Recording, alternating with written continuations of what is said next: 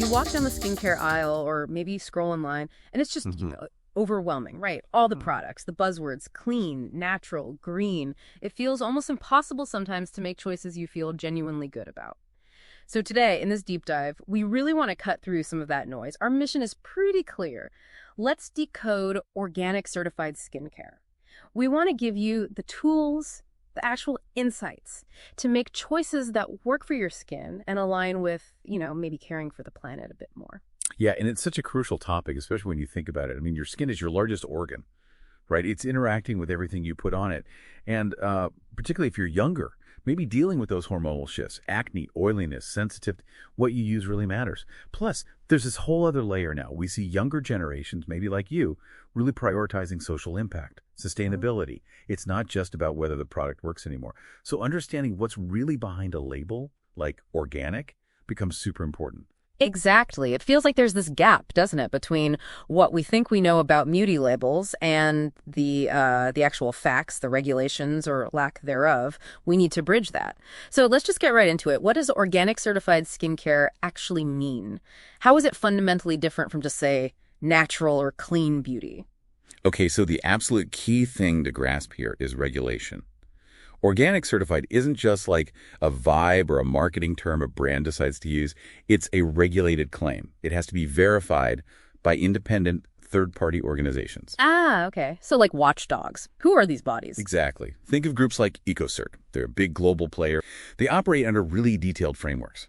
A major one internationally is the Cosmos standard, which ecocert uses. When you see that seal on a product, it means someone impartial has audited pretty much everything, from how the ingredients were grown right through the final bottling. All right, so it's not just the brand saying, trust us. It's an external check. What kind of things are they checking? Are there specific rules that really set it apart from a simple natural claim? Oh, absolutely. The Cosmos standard, for example, is incredibly thorough, gets quite specific. To label something Cosmos organic, a minimum of 95% of the plant ingredients used must be organic. And this is the really interesting part for me. At least 20% of the entire formula, by weight, has to be organic ingredients. 20% the whole thing. Why that rule? Well, think about skincare. A lot of products have a high water content, right? And water itself can't be certified organic. So that 20% rule ensures there's a significant amount of actual organic material in there, not just a tiny sprinkle for the label. It's a way to combat greenwashing.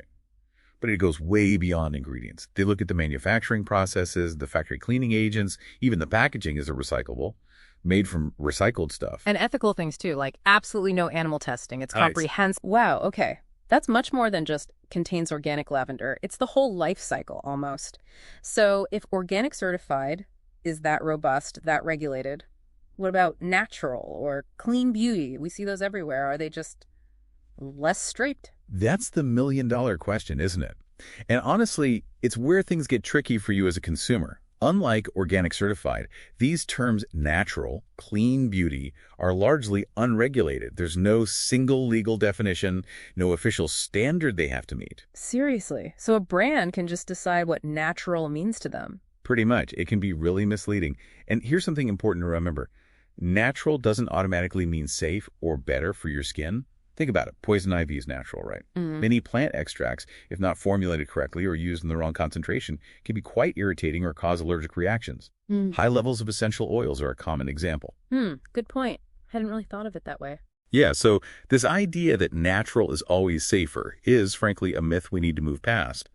There are many synthetic ingredients that are incredibly effective, very safe, well-tested, and vital for making products stable, preserving them, and delivering results without the irritation risk some natural ingredients might carry. It really comes down to critical thinking, Don't just accept the label at face value.